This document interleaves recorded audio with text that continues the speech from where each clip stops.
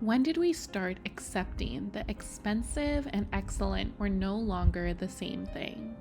For most of modern history, price acted as a proxy for quality. Materials, labor, time, expertise, and care were embedded in the cost. Today, a $600 dress can be polyester. A $2,000 bag can fail in 6 months. A 4-figure skincare routine can rely on commodity ingredients.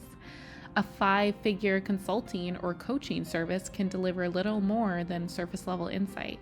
Luxury has become something you believe in, not something that you can reliably experience, even when you're willing to pay a premium. Together, for the next few minutes, we'll examine how quality and price decoupled in luxury, and what that shift means for brands, consumers, and the future of excellence itself. Historically, luxury operated under a clear contract. A higher price signaled higher material integrity, greater technical or professional skill, better ingredients or inputs, longer developmental timelines and results. Whether aesthetic, functional, or experiential, it was always a justified investment. Price wasn't just a number, it was evident. This is why we collectively formed what psychologists call the price-quality heuristic. It's a cognitive shortcut where we assume that higher-priced offerings are better. It's most prevalent when the product or service is complex, outcomes are difficult to evaluate upfront, or where consumers lack deep technical knowledge. Think wine, skincare, financial advice, medical aesthetics, hospitality, or apparel shopping in an online age. When the luxury market was first forming, premium offerings weren't aspirational because they were exclusive. They were exclusive because delivering exceptional outcomes was genuinely difficult. That contract held for centuries until scale entered the equation. The decoupling of price and quality didn't happen overnight. It happened through 3 overlapping shifts. First, globalization and standardization. Across industries from fashion to beauty to food production, sourcing and manufacturing have been optimized for scale. Made in labels, ingredient lists, or credentials became legal minimums, not guarantees of excellence. Second, financialization. As brands and service firms became assets rather than crafts, values shifted towards margin optimization and growth narratives. Depth, mastery, and long-term outcomes became harder to defend on balance sheets. And third, the influencer and visibility economy.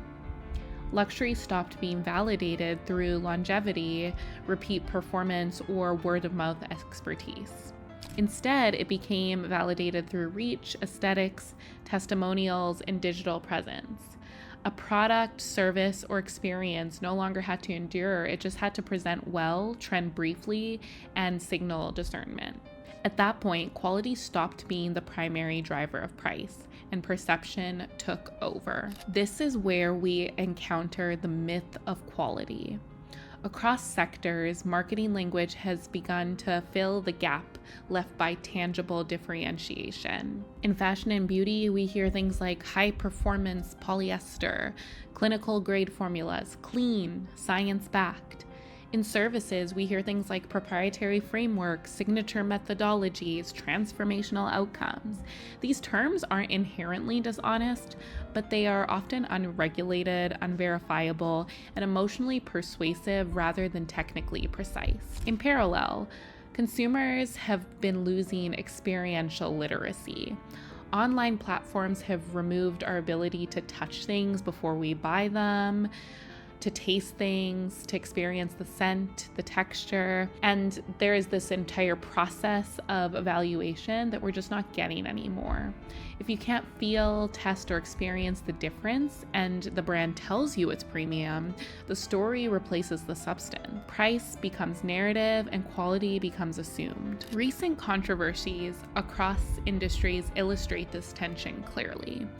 In fashion, beauty, wellness, and even professional services, consumers and online creators, especially the ones who have de-influencing as part of their platform, have begun questioning premium pricing built on commodity inputs, vague or selective transparency, sustainability or craftsmanship claims without material evidence. And what's noticeable isn't any single brand or founder, it's the recurring pattern appearing again and again across sectors.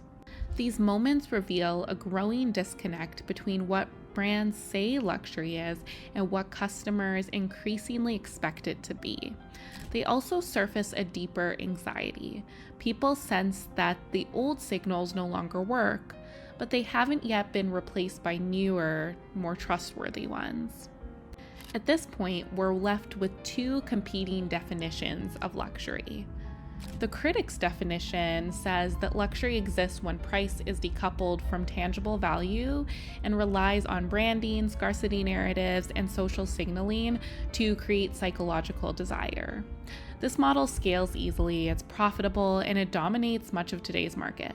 To be honest, it can kind of feel icky to lay it out this bluntly, but on the other hand, even when we look at luxury through a critical lens, it creates opportunity for small businesses and founders to find financial freedom. The more optimistic definition of luxury is that it exists when businesses, makers, and customers decide to spare no expense in pursuit of a superior product. Not because it signals status, but because excellence itself is the point. This version of luxury is slower, it's more fragile, and it's harder to fake.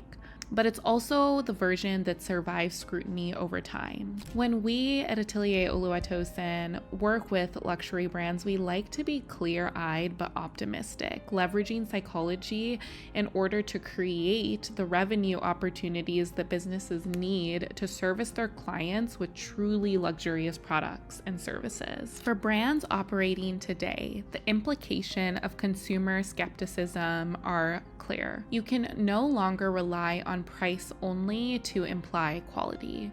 You have to prove it through transparency instead of mystique, literacy in your market instead of vague innovation language, and design decisions that justify cost, not obscure it, and storytelling that aligns with reality. Satisfy the aspirational world that you market upon purchase, and your integrity will be rewarded with market success. Our studio exists at the intersection of brand strategy, material truth, and cultural meaning. We help brands articulate value that can withstand scrutiny through strategy, language, and visual design. If you're building a product, a brand, or a legacy and need to produce attention, but then convert it into sales that will delight your clients and earn its price, reach out to us. We'd love to have a conversation about your specifics. And if this analysis resonated, subscribe for more essays on luxury, design, and cultural economics.